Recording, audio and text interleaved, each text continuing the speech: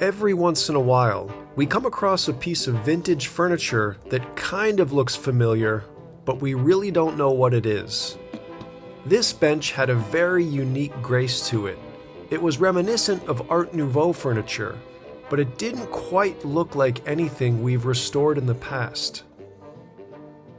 Welcome to Montford Boulevard. Our focus is almost exclusively Art Deco furniture.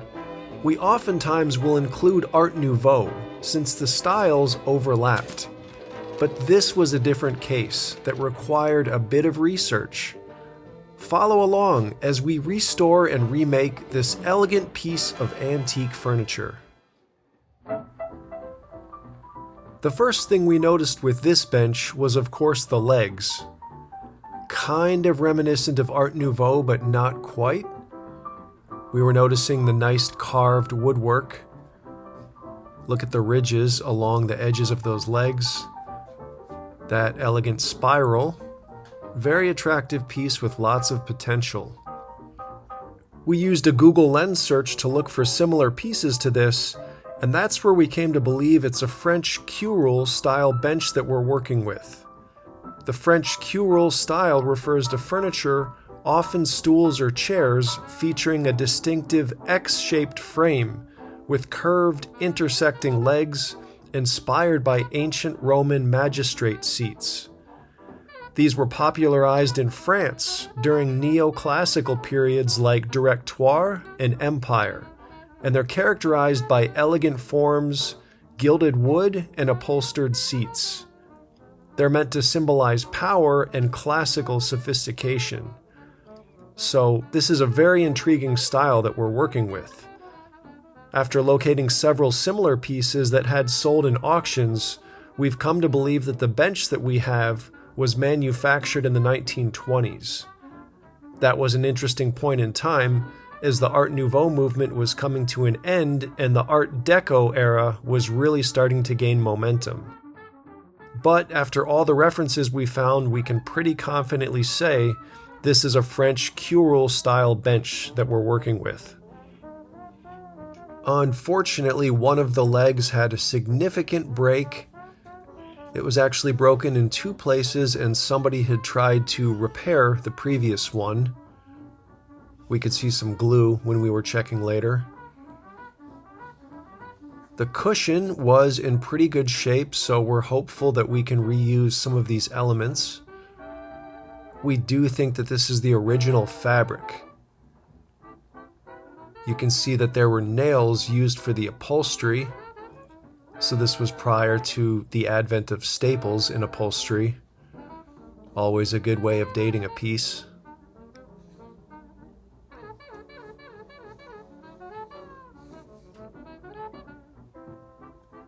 Getting a look at the underside, that spindle is quite intriguing as well. We're glad that these pieces are still together. That will really help with the repair. There you can see some of the glue. Not a problem. Then some chips and nicks along the edge. That carved trim. We'll have to fill and sand that, but again, not a big deal.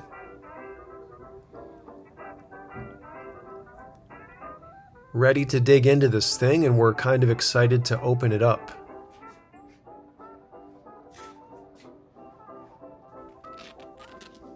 That dust cover came off quite easily. The webbing, the jute webbing, was surprisingly in good shape. So we're thinking we can probably leave the original webbing intact. First, we'll take this Welt Cord off. It was nicely done. It's always nostalgic to see these old upholstery nails.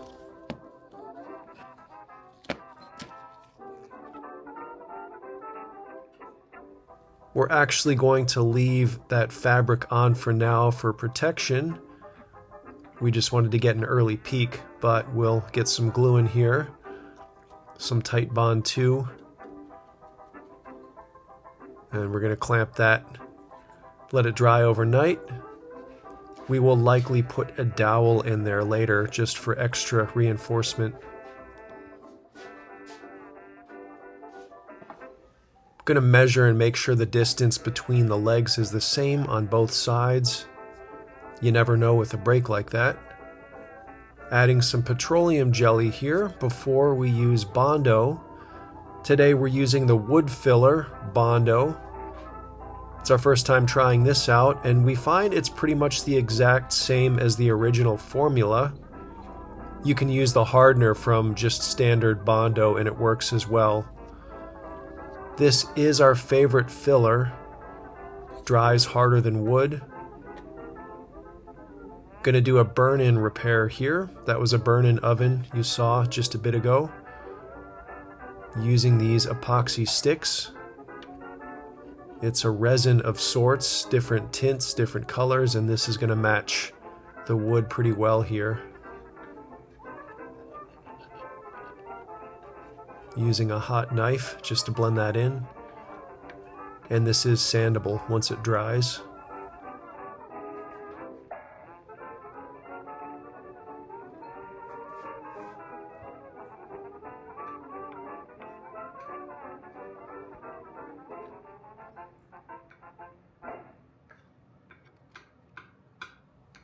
Like so. Next day here, we have sanded some of that Bondo. It's looking good. The color does match the wood a little bit closer than the original formula Bondo, but really doesn't matter if you're going to be doing touch-up anyway. Looking good there. We've sanded some of the overlap in the previous repair. We're not going to pry that open. And here's the new repair. There was a crack still, you may have seen, so we're going to fill that and sand it, and then we will touch that up at the end.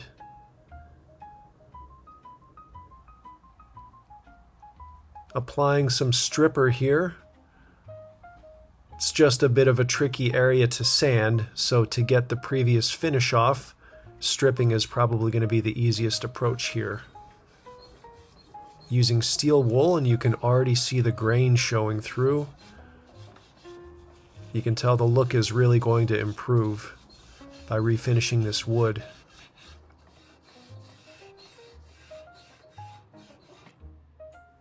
We definitely want to do something to highlight this trim here. It's so attractive, and in a lot of the reference pieces, those were gold. That trim was done with gold, so we're leaning that way right now. But we do want to make this wood pop a bit more. Fun to see it nice and fresh and clean here. The spindle too had quite a bit of character.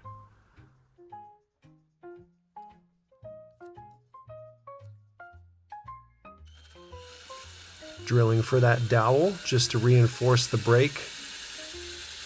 And this will be stronger than this piece originally was after this repair. Got some glue in there. Let that dry for a bit, then shave it off. This is Rockler wood. This is a chain. You might have one near you. Oftentimes we will order stain and products, but we want to get some today. Trying to decide, we want a reddish hue. We were trying to decide between Georgian cherry. That was the gel stain. This is the oil-based mahogany we're looking at, and that looks a little bit richer. Generally, we prefer the gel stain, but in this case, this is closer to the color that we're looking for. We want a rich, elegant wood color. Just a hint of red. And that's turning out very close to what we were hoping for.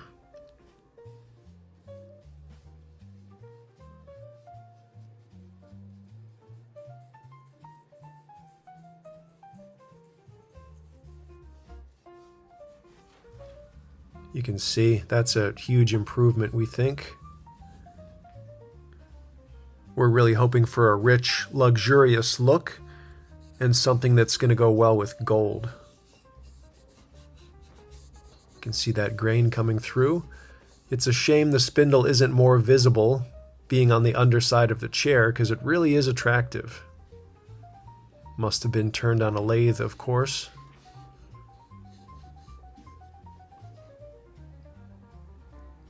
This was after a couple coats of lacquer. Looking pretty rich. We are pleased with that.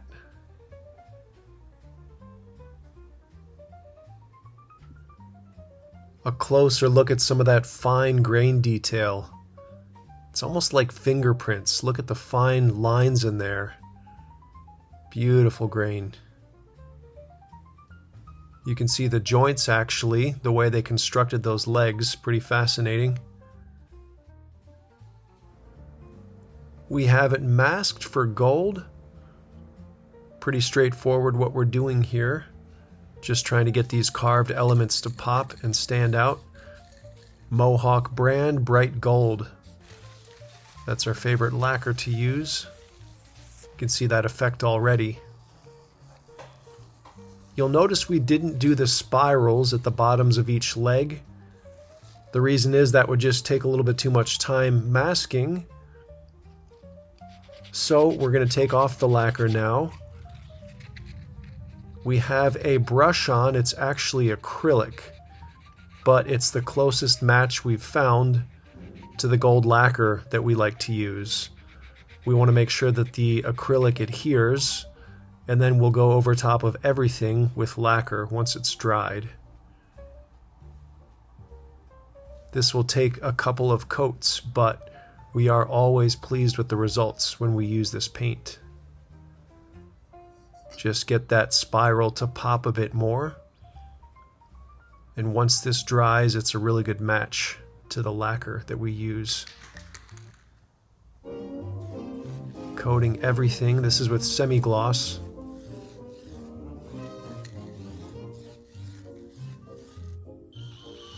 We removed the metal cleats that were on the bottoms of each leg. Now we're going to carefully tap in these nylon glides. They're much better for floors. Keep you from scratching up your floor. Taking a look at the foam on the seat cushion. Again, it's surprisingly intact. We believe this is original. You can see somebody probably set a box on there is what we're thinking. It left an indentation. We're going to steam this now.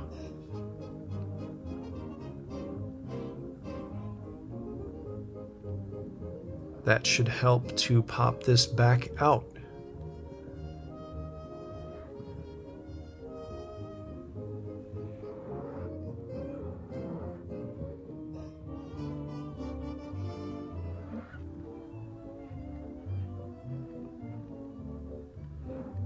It's getting much better.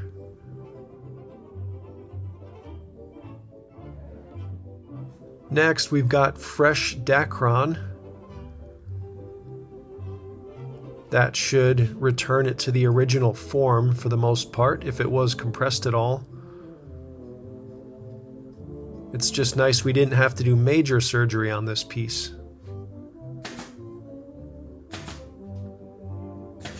It'll be quick to apply that Dacron.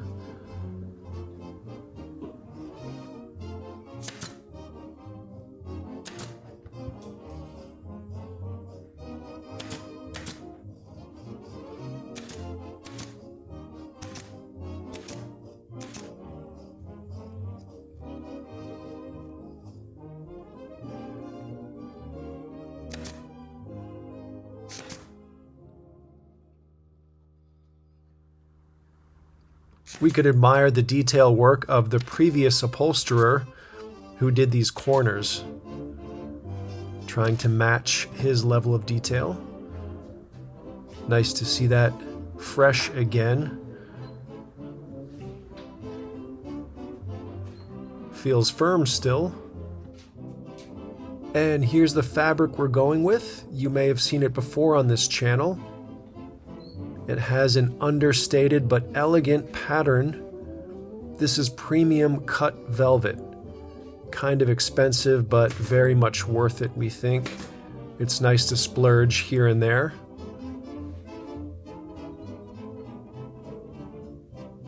It behaves really well too.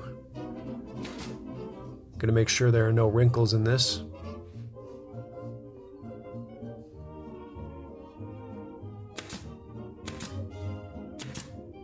It has a very nice brush to it, you can see. Goes on quite smoothly. Deciding on the corners here, how to make that fold. We'll make sure they're the same on all four sides.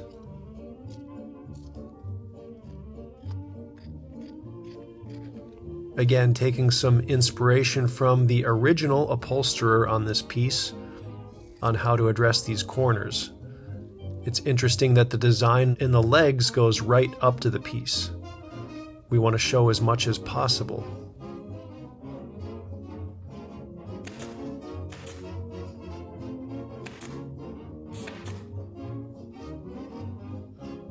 Now we're going to make a welt cord. You'll notice we're cutting across the fabric to get as much of that texture as possible. We're going to fold that piece around the cord. You can see the nice ribbed effect that we're going for. Really show off that cut velvet fabric. This will just add another dimension to the bottom of the piece. This is a consumer grade sewing machine. We had an industrial one that was having some issues and ultimately got rid of it.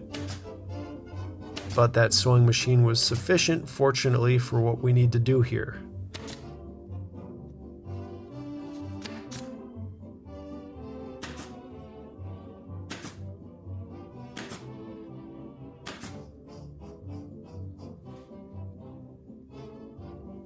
Coming around the last corner here, we'll just have to trim it off and close the gap.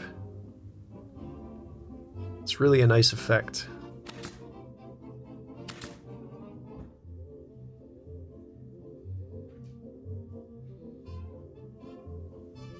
Now adding some tack strip. You'll notice that we're putting the staples diagonally.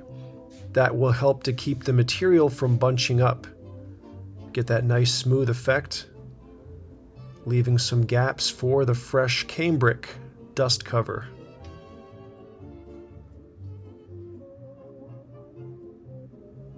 Something about reupholstering these old benches, it's just such a satisfying feeling to see them nice and fresh again.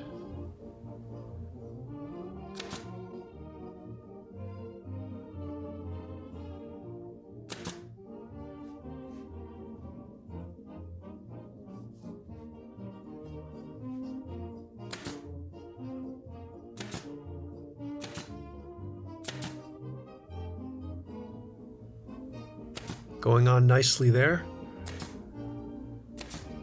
Only thing left to do is button up these corners. And with that, she's ready for her close-up.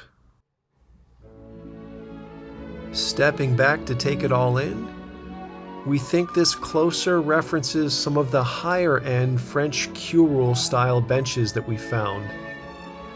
Such a relief to have this back in tip-top shape.